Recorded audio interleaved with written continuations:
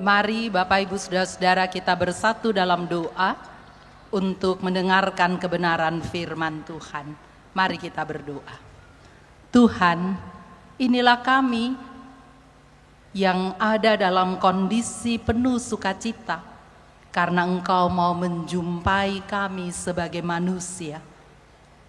Malam hari ini kami berdiri di hadapan-Mu dalam kebersamaan dengan teman-teman kami, mensyukuri karya Tuhan yang begitu indah untuk kami, dan mau memaknai kembali berita Natal.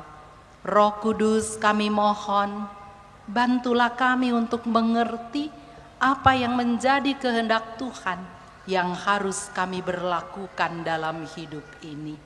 Bersabdalah bagi kami, Bapa Sorgawi, kami siap mendengarkan suara Tuhan. Amin.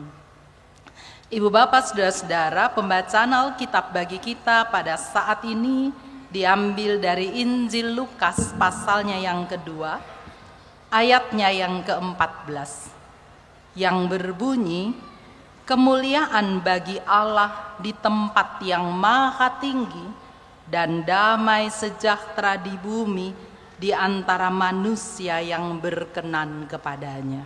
Demikian jauh pembacaan Alkitab. Terpujilah Kristus. Haleluya. Haleluya. Haleluya. Haleluya.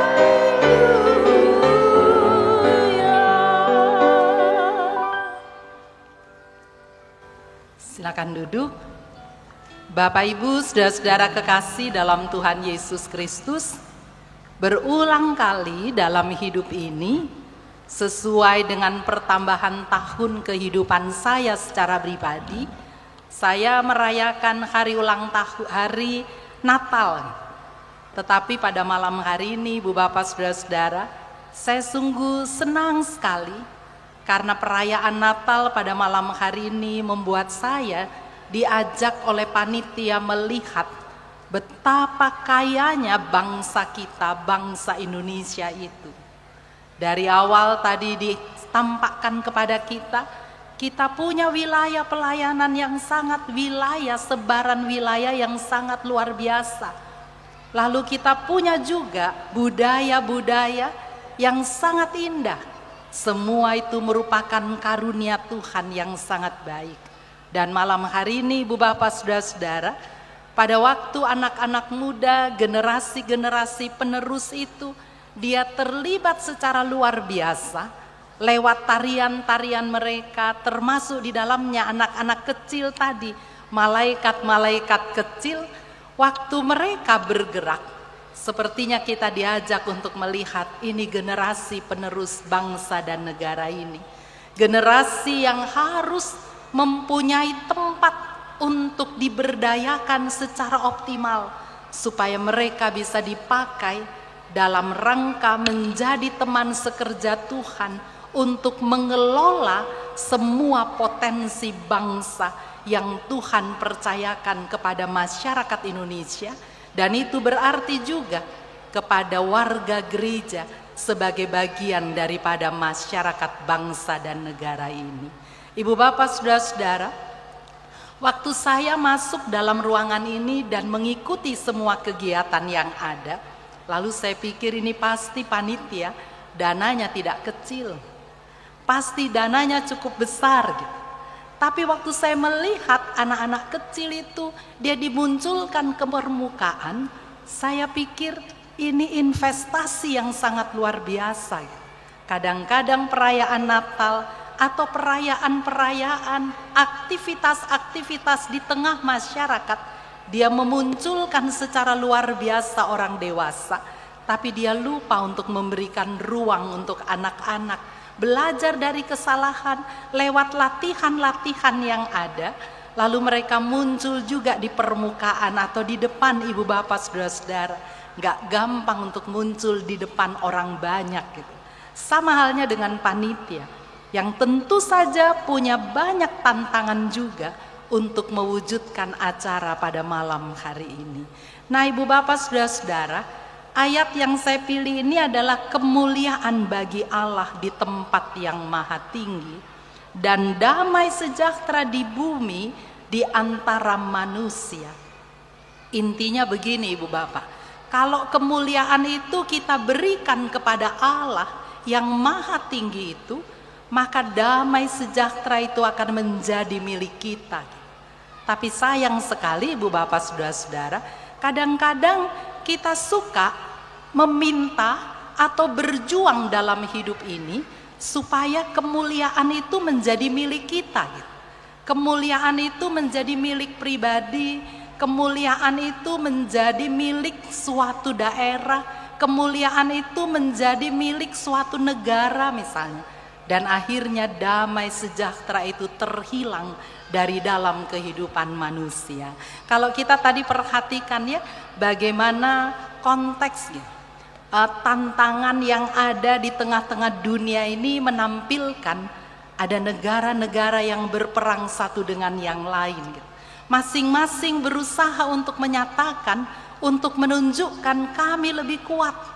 Kamilah yang harus menguasai panggung dunia ini. Kamilah yang harus memenangi peperangan ini.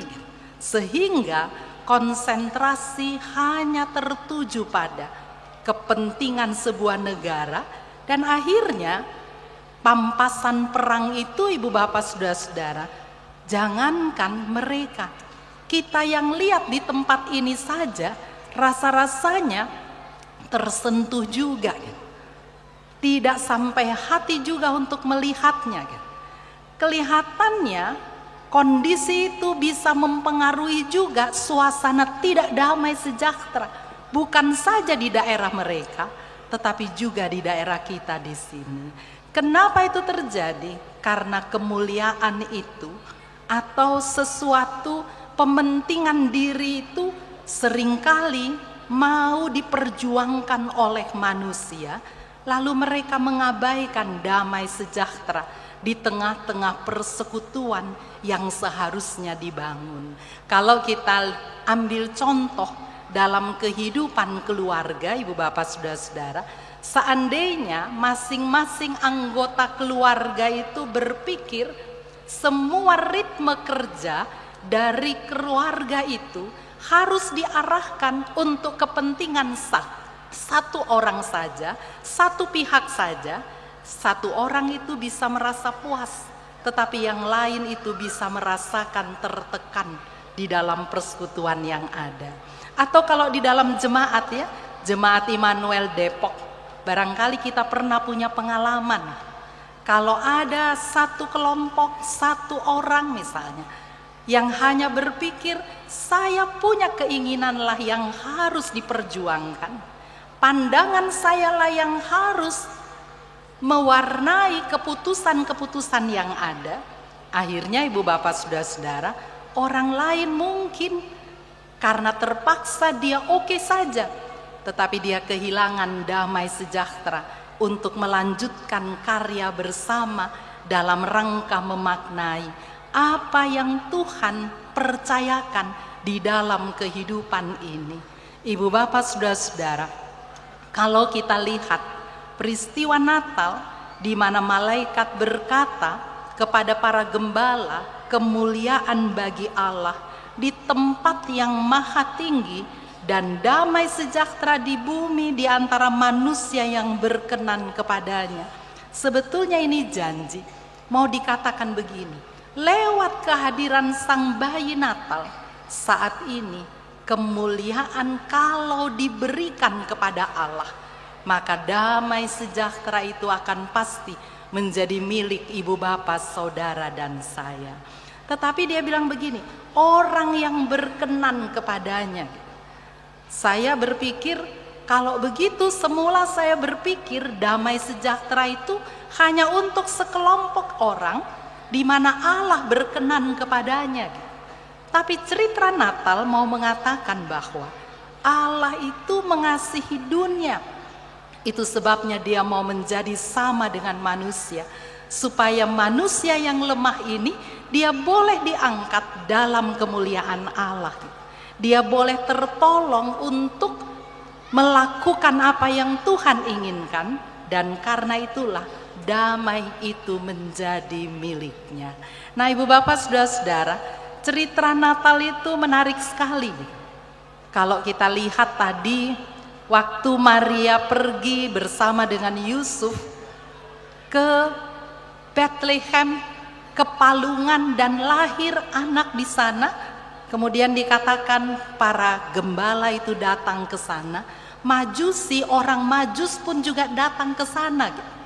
Dua kelompok orang yang secara status sosial sangat berbeda. Gembala itu, Ibu Bapak Saudara-saudara, tinggalnya di padang rumput. Gembala itu secara status sosial dia sangat rendah. Dia seringkali dihindari orang, karena katanya para gembala itu jarang mandi, gitu Ibu Bapak. Padahal orang Yahudi itu adalah kelompok orang yang sangat bersih, gitu. Jadi para gembala ini adalah kelompok yang termarginalkan, gitu. Orang yang tersingkirkan. Sisi lain, kelompok Majusi itu, Ibu Bapak Saudara-saudara, adalah kelompok orang-orang bijak, raja-raja dari timur, gitu. Orang bisa bilang begini, ini kelompok orang-orang atas, orang-orang elit politik, gitu. Orang-orang yang sangat pandai di tengah masyarakat. Dua kelompok yang saling bertentangan itu dipertemukan Tuhan di dalam kandang domba tersebut. Kelahiran Yesus mau mempertemukan dua kelompok, yang satu rendah, yang satu tinggi. Lalu mereka sama-sama berjumpa di kandang domba untuk melihat sang bayi Natal tersebut. Siapakah sang bayi Natal itu? Pribadi yang hadir untuk menjamin damai sejahtera tersebut. Nah, Ibu Bapak Saudara-saudara, kalau kita bicara tentang pribadi yang datang untuk menjamin damai sejahtera, saya pikir mungkin hari ini kita bisa bilang begini, Ibu Bapak. Katanya kita damai, Yesus datang untuk membawa damai sejahtera. Namun dalam realitanya, tidak hanya karena perbuatan manusia, tetapi juga karena faktor alam, orang sedang bergumul dengan kondisi bencana alam itu. Kita sedang bergumul bulan September dengan teman-teman kita yang mengalami musibah di daerah Palu, Donggala, dan Sigi. Sebelumnya dengan Lombok. Lalu kita mengalami juga pergumulan dengan teman-teman kita yang ada di sekitar Anyer dan Lampung. Dalam konteks seperti itu, Ibu Bapak Saudara-saudara, kita masing-masing mungkin harus berpikir begini. Katanya damai itu untuk kita, tetapi kenapakah masih ada pergumulan-pergumulan di tengah-tengah dunia ini? Ibu Bapak Saudara-saudara, Tuhan tidak membuat persoalan itu tidak ada. Ketika damai itu hadir, tidak berarti tidak ada lagi persoalan di dalam hidup ini. Tetapi ketika damai itu hadir, maka damai itu akan menolong kita untuk memaknai tantangan kehidupan yang ada di depan. Ketika kita menikmati damai itu, maka kita bisa mengatakan begini, kalau hidup ini saya jalani bersama dengan sang penjamin damai sejahtera itu, kalau toh saya harus mengalami bencana, maka damai itu akan tetap mengiringi kehidupanku. Kalau toh saya masih bisa melewati bencana itu, maka saya yakin dan percaya damai sejahtera itu tidak akan luntur dari dalam kehidupanku. Damai sejahtera tidak berarti kita tidak punya persoalan di dalam kehidupan. Persoalan boleh datang silih berganti, bencana dapat saja terjadi karena memang wilayah kita yang kaya ini ternyata berpotensi juga dengan tantangan alam yang ada. Bagaimana kita harus menghadapinya? Mari kita mensyukurinya, dan karena kita berpegang pada Tuhan, kita pun juga mau mengatakan bencana alam tidak dapat memisahkan kehidupanku dengan Dia, karena Dialah penjamin kehidupan ini. Selanjutnya Ibu Bapak Saudara-saudara, untuk kehilangan damai sejahtera. Jadi tadi saya bilang, persoalan hidup itu tidak bisa menghilangkan damai sejahtera kita. Sebaliknya, semua kesempatan-kesempatan hidup, kekayaan yang ada pun juga tidak bisa menjamin damai sejahtera itu untuk kehidupan saudara dan saya. Siapa yang dapat menjaminnya? Jawabannya cuma satu, Allah yang mau menjadi sama dengan saudara dan saya, untuk memahami keberadaan kita, untuk menolong kita keluar dari persoalan-persoalan dan mengatasi masalah yang ada. Ibu Bapak Saudara-saudara, saya mau kasih ilustrasi ya. Ada orang yang kaya, yang kalau kita lihat, kita hitung-hitung secara finansial, kita bisa bilang begini, ini orang pasti orang yang sangat bersyukur dalam hidupnya, karena dia kaya. Dia aktif sekali di gereja misalnya. Tadi waktu iblis itu yang datang itu, yang pakai peran itu, dia bilang dia suka kasih persembahan gitu. Tapi menarik tadi Ibu Bapak, paradoksnya itu dikatakan gini, dia kasih persembahan tapi dia curi juga dari tempat lain gitu kan Bapak Ibu. Ini dua hal yang berbeda gitu. Kelihatannya bagus sekali, tetapi sebetulnya ada sesuatu yang tidak baik dalam hidupnya gitu. Nah, ada seorang bapak yang kaya sekali, yang orang lain bilang ini orang pasti orang yang paling bahagia dalam hidup, orang yang paling damai di dalam hidup. Tetapi ternyata dia mengalami kegersangan gitu Bapak. Dia merasa hidupnya kosong sekali, walaupun hartanya banyak. Nah, dia seperti kertas yang kosong ini Bapak Ibu, kosong gitu. Kadang-kadang orang suka merasa kosong, dan itu masalah atau itu waktu yang sangat berbahaya gitu. Nah, karena dia merasa kosong, dia galau Bapak Ibu, lalu dia duduk di rumahnya, terus dia pikir begini, apa ya yang bisa membuat saya merasa damai? Dia perhatikan rumahnya, terus dia mulai berpikir, saya harus bergerak. Saya nggak boleh tinggal diam di sini. Saya mau pergi ke satu tempat. Kalau Indonesia tadi kan Bapak Ibu ya, ada tarian dari Papua gitu, ada tarian dari ujung Sumatera gitu. Lalu dia bilang begini, saya mau beli kapal gitu, supaya saya bisa pergi kemana saja, ke tempat yang indah-indah di Nusantara ini.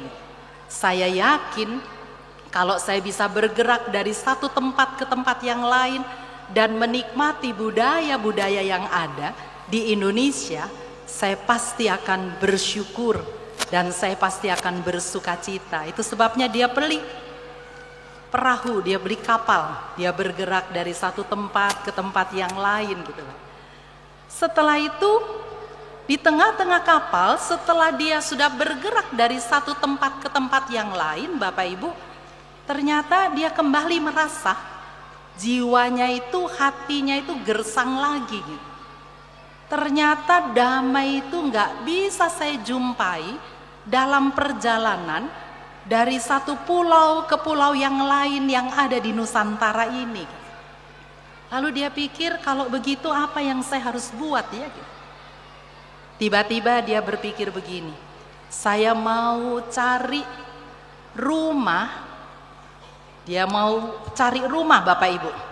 Saya mau beli rumah katanya, di tempat yang paling indah yang ada di bumi pertiwi ini. Lalu dia beli rumah. Kan uangnya banyak ya Bapak Ibu. Kaya sekali nih Bapak gitu.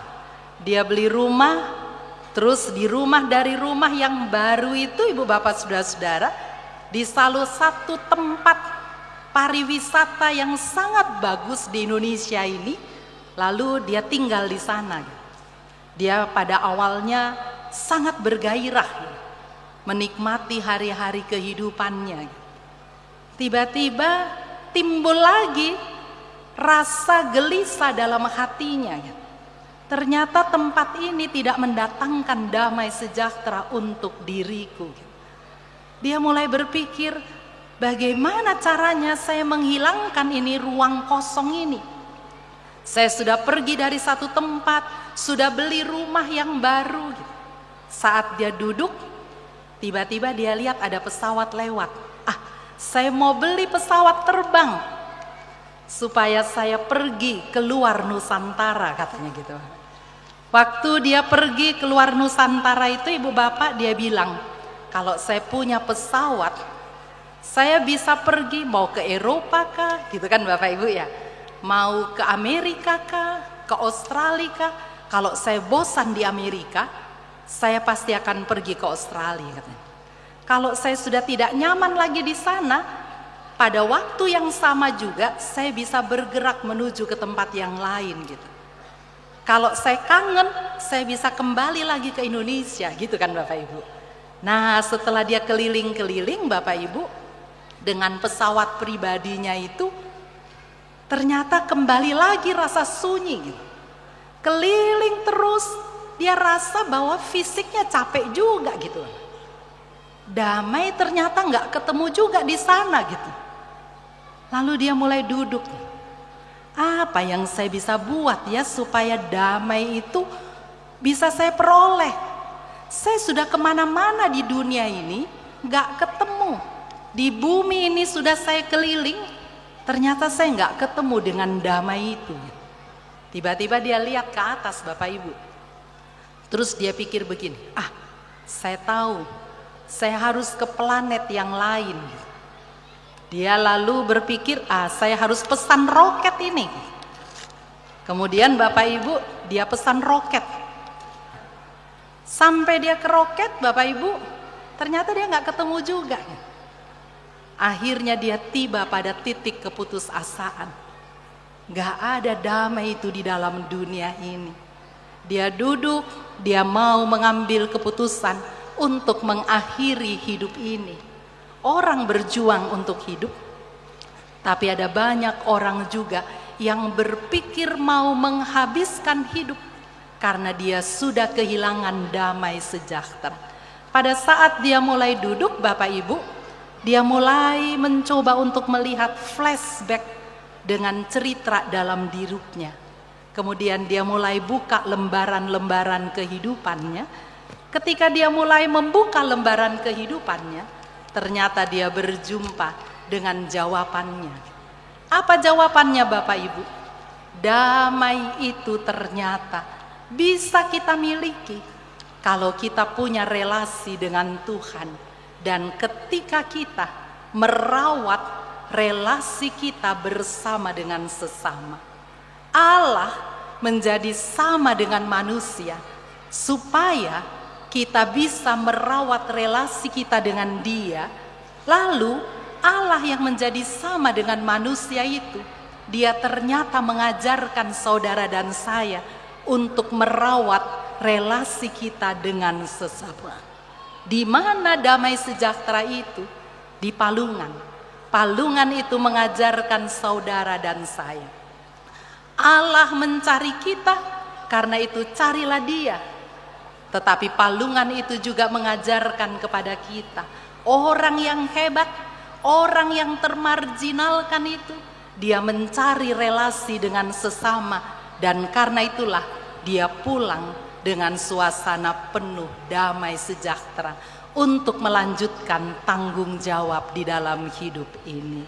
Marilah kita melanjutkan perjalanan hidup ini dengan memelihara damai sejahtera itu, dengan cara merawat relasi dengan Tuhan dan menjaga serta mencari sesama dalam rangka meneruskan cinta kasih Tuhan. Selamat Natal, Tuhan memberkati kita bersama.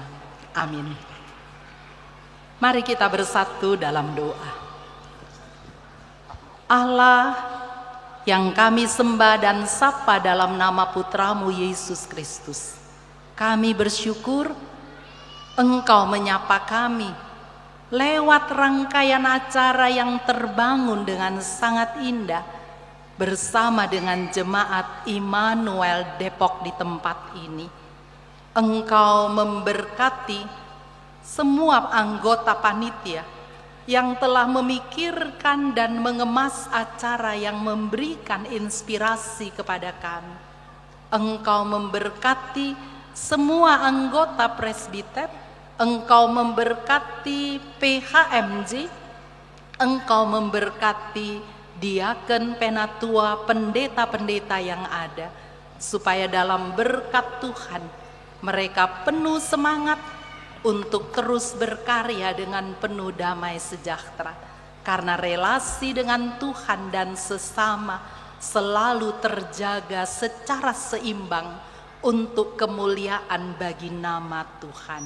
Terima kasih untuk seluruh warga jemaat yang hari ini dalam tuntunan Tuhan mereka sudah boleh mengambil bagian untuk bersama-sama merayakan sukacita Allah menjadi manusia, mengajarkan kepada kami cara hidup yang memanusiakan manusia.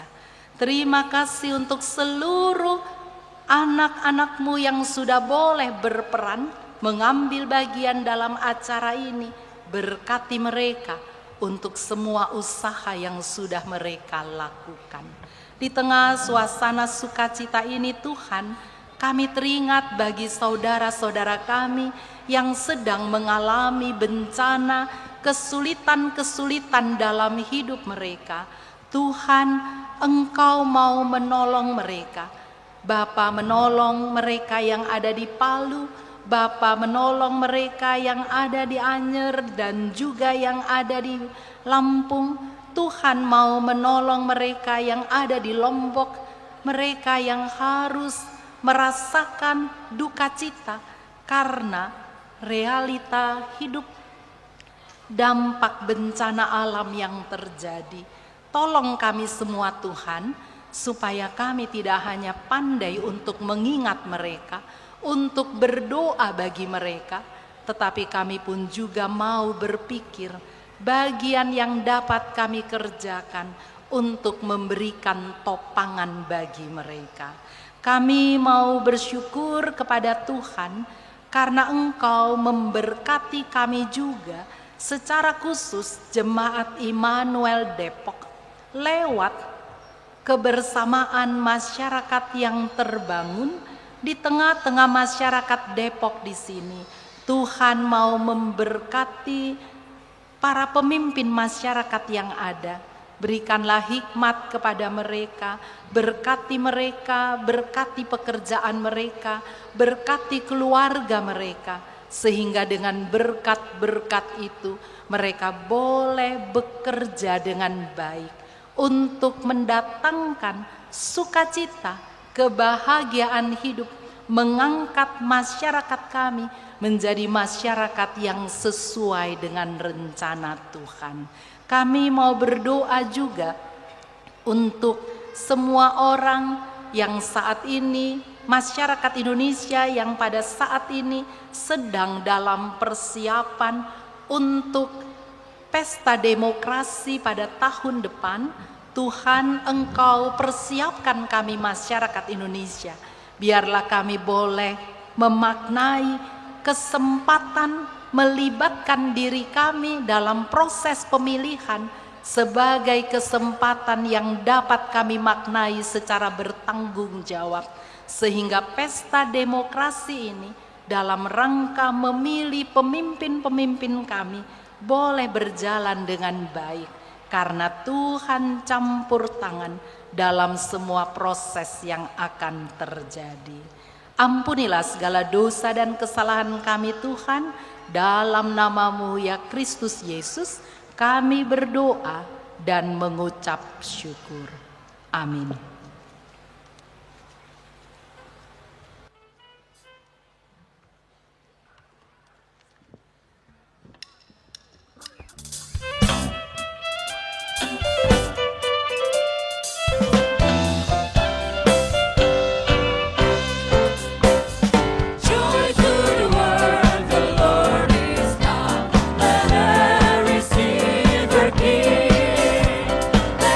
Every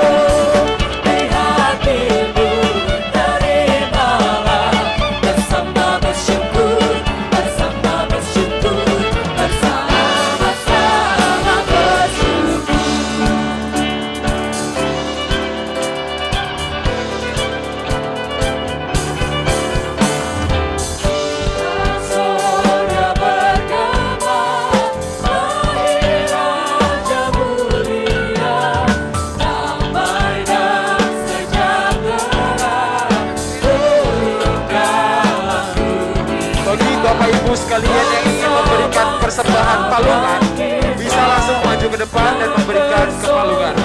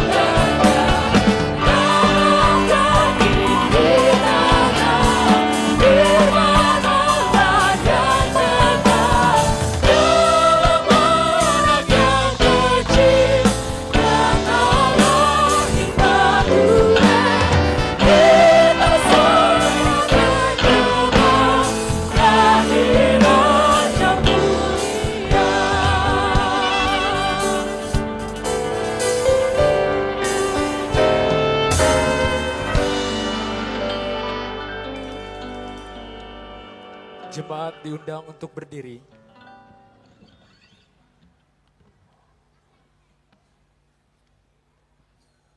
Bapa, ini kami anak-anak-Mu. Hanya ini Bapa persembahan kami. Terlebih dari ini, biarlah hati, pikiran, dan jiwa kami selalu menjadi milik-Mu sebagai persembahan yang senantiasa berkenan. Amin.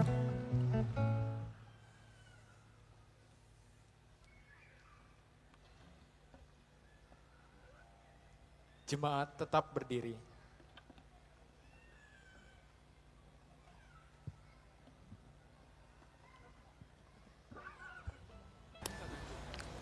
Bapak Ibu, saudara-saudara, kelahiran Kristus Sang Pembawa Damai pasti tidak hanya dimaksudkan untuk sukacita sesaat.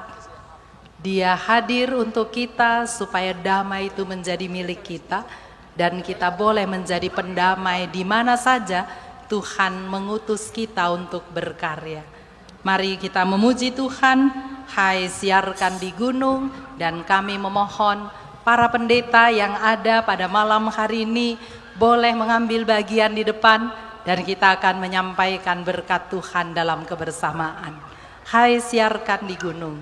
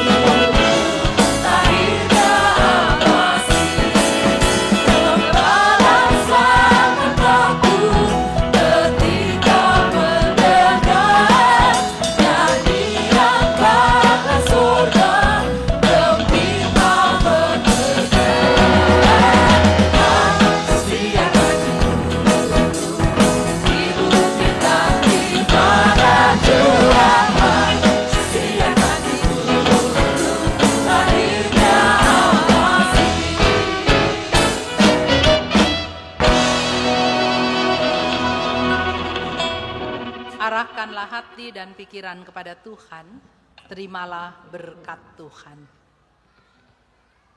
Kasih karunia Tuhan Yesus Kristus, pengasihan Allah, dan persekutuan dengan Roh Kudus senantiasa tinggal menyertai kehidupan kita bersama, hari ini sampai selama-lamanya.